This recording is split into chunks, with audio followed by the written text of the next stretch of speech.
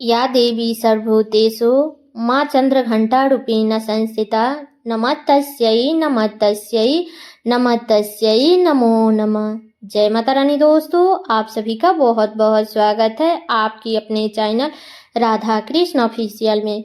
उम्मीद करती हूँ आप लोग बहुत ही अच्छे होंगे। तो ये बताने के लिए कमेंट बॉक्स में जय माता दी जरूर लिखिएगा। तो चलिए दोस्तों, आज आप इस वीडियो में माता चंद्रघंटा के पूजा विधि के बारे में जानेंगे। तो सबसे पहले बता दूं दोस्तों कि नवरात्रि के तीसरे दिन माता दुर्गा के तीसरे स्वरूप माँ चंद्रघंटा की पूजा की जाती है।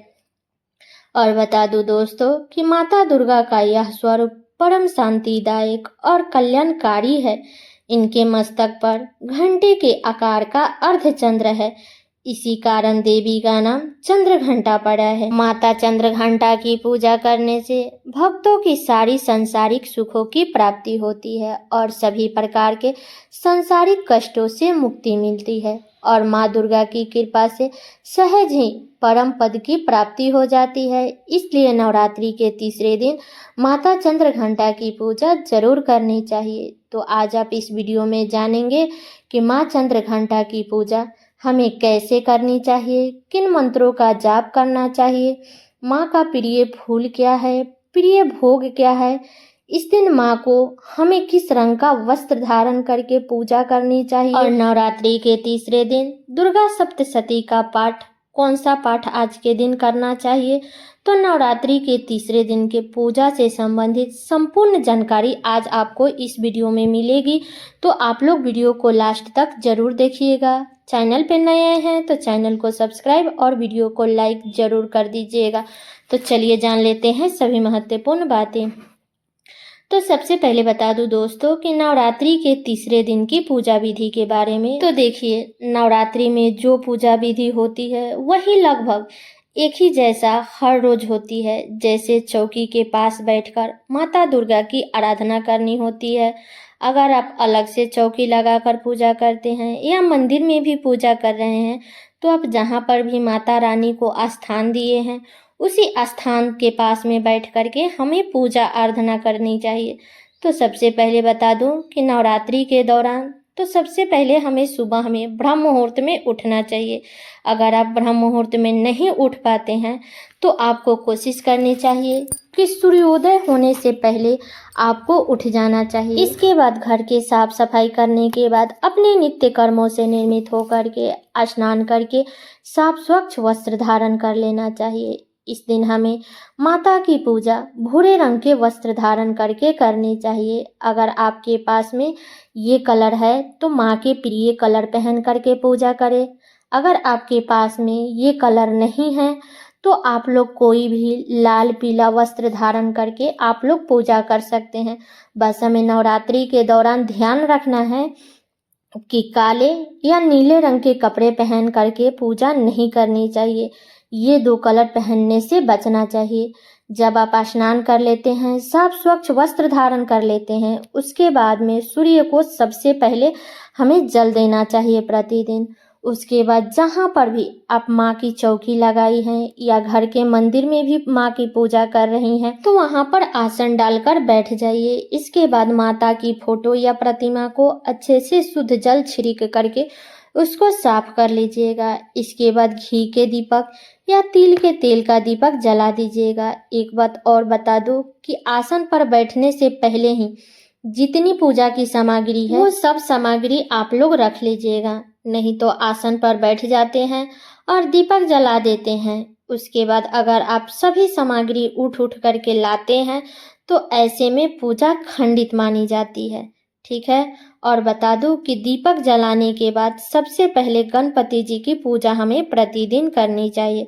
धूप दीप अक्षत फूल इन सभी से गणेश जी की पूजा कर ले। कलश स्थापित किए हैं तो कलश की भी पूजा कर लीजिएगा। कलश के ऊपर भी जल का छींटा दे दीजिएगा। जय जो जमाए हैं जो लोग वो लोग जय के ऊपर भी जल का छींटा देंगे। कलश के ऊपर भी फूल चढ़ा दीजिएगा। लेकिन ध्यान रखिएगा कि कलश को बिना स्पर्श किए ही हमें कलश की पूजा करनी है। कलश को हमें छूना नहीं है, कलश को हिलाना नहीं है, इस बात का ध्यान रखिएगा। उसके बाद भगवती दुर्गा की आराधना करें। तो आज नवरात्रि के तीसरे दिन तो आज हम माता चंद्रघंटा की पूजा करनी है हमें, तो उनका ध्यान करना है। तो माता चंद्रघंटा का स्वरूप क्या है जिसका हमें पूजा करते समय ध्यान करना है? तो देखिए, देवी चंद्रघंटा के मस्तक पर अर्ध चंद्रमा विराजमान है, इसलिए इनका नाम चंद्रघंटा पड़ा है।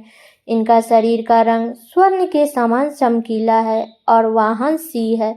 चंद्रघंटा माँ के 10 हाथ माने गए हैं और ये कमल, धनुष, बाण, खंडंग, कमंडल, त्रिशूल, तलवार और गदा इन्हीं सभी अस्त्रों से सुशोभित है।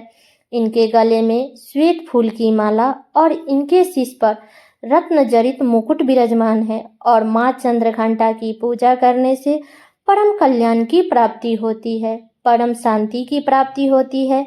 ऐसा माना जाता है कि इनका वंदना करने से मन को परम सूक्ष्म ध्वनि सुनाई देती है। तो आपको हाथ में अक्षत और फूल लेकर के इसी स्वरूप का ध्यान करनी है। और माँ का मंत्र क्या है? तो या देवी सर्वभूतेषु माँ चंद्रघंटा रूपेण संस्थिता नमस्तस्यै नमस्तस्यै नमस्तस्यै नमो नमः। तो इन्हीं मंत्रों का आप लोग जाप कर लीजिएगा 11 बार, 21 बार, 51 बार, जितना बार संभव हो उतना बार कर लीजिएगा। तो इन्हीं मंत्रों के द्वारा माता चंद्रघंटा का ध्यान आप लोग कर सकते हैं। इसके बाद में जो आपके हाथ में अक्षत और फूल है उसे माँ के चरणों में अर्पित कर दीजिएगा। इसके बाद में माता चंद्रघंटा की पूजा आराधना करनी है। तो जो भी धूप, दीप, फूल, अक्षत अर्पित करें वो सब माता के चरणों में अर्पित कर दीजिएगा। और नवरात्रि के तीसरे दिन माता को दूध या दूध से बनी मिठाई का भोग लगाया जाता है, तो आप लोग भोग लगा दीजिएगा। उसके बाद माता के भोग में लवंग और इलायची प्रतिदिन जरूर डालिएगा। और नवरात्रि के 9 दिनों में माता को रोज कुछ न कुछ दक्षिणा जरूर चढ़ाइएगा। ठीक है, 2-4 रुपया ही दक्षिणा चढ़ाइएगा, लेकिन ज़रूर चढ़ा दीजिएगा, क्योंकि पूजा में जो कुछ भी कमी हो जाती है उसकी पूर्ति के लिए हम माता को दक्षिणा चढ़ाते हैं। ठीक है, और बता दो कि देवी चंद्रघंटा का प्रिय फूल कमल है, तो अगर मिल जाता है तो ज़रूर चढ़ाएं, नहीं तो लाल पीला कोई भी फूल आप लोग चढ़ा सकते हैं।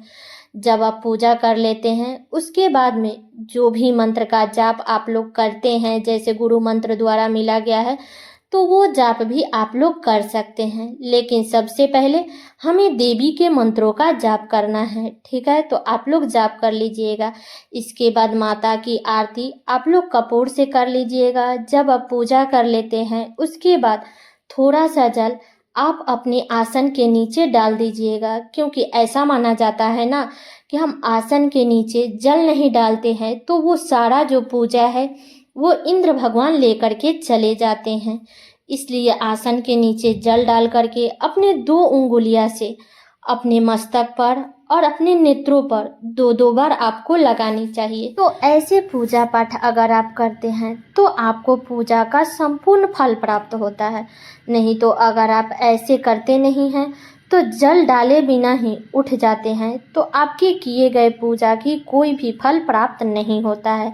जैसे कि मैं पहले ही बताई थी कि इंद्र भगवान लेकर के चले जाते हैं, इसलिए ये कार्य जरूर प्रतिदिन करें।